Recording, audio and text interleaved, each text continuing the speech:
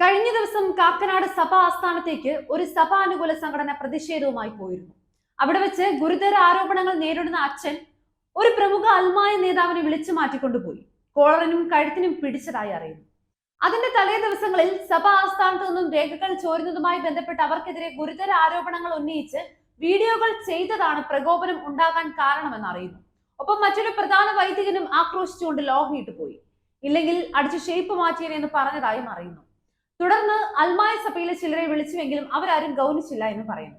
അതിനിടെ അവിടെ നടന്ന ഒരു പ്രാർത്ഥനാ പരിപാടി അവസാനിപ്പിക്കാൻ ആവശ്യപ്പെടുകയും പോലീസിനെ വിളിച്ചു വരുത്തുകയും ചെയ്തു. പ്രാർത്ഥനയിലായിരുന്ന വിശ്വാസികളെ പിടിച്ചിറക്കാൻ മടിച്ച പോലീസിനോട് മറ്റൊരു പ്രധാന വൈദികൻ രോക്ഷാകുലനായി സംസാരിച്ചത് വിശ്വാസികളെ അത്ഭുതപ്പെടുത്തി. എന്തായാലും സഭാസ്ഥാനത്ത് മറ്റൊരു അധികാര കേന്ദ്രമാണ് കാര്യങ്ങൾ നിയന്ത്രിക്കുന്നതെന്ന് കൂടുതൽ വ്യക്തമാവുകയാണ്. ഈ സംഭവത്തെ തുടർന്ന് സഭാ ആസ്ഥാനത്ത് വിശ്വാസികൾക്ക് കുർബാനയ്ക്ക് പോകുന്നതിന് ഒരറിയിപ്പുണ്ടാകും വരെ വിലക്ക് ഏർപ്പെടുത്തി. സഭാ ആസ്ഥാനത്തുള്ളവരുടെ ഇത്തരം നിലപാടുകളിൽ ആ പ്രദേശത്തുള്ള സഭാ വിശ്വാസികൾക്ക് ഏകീകൃത കുർബാനയ്ക്കുള്ള അവസരമാണ് നഷ്ടമായത്. ഇക്കാര്യങ്ങൾ അരമനപ്പാട്ടാണെങ്കിലും പ്രതികരിക്കാൻ ആരും ഇതുവരെ തയ്യാറായിട്ടില്ലെന്നതും ശ്രദ്ധേയമാണ്.